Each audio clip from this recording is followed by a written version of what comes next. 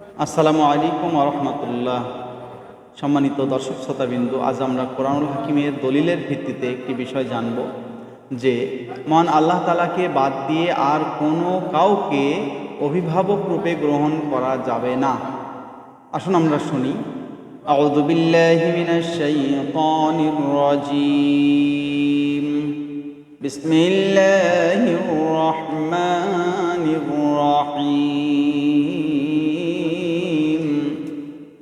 اتبعوا ما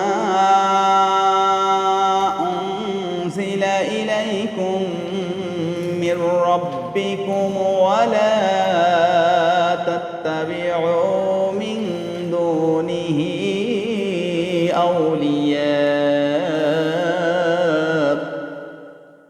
قليلا ما تذكرون।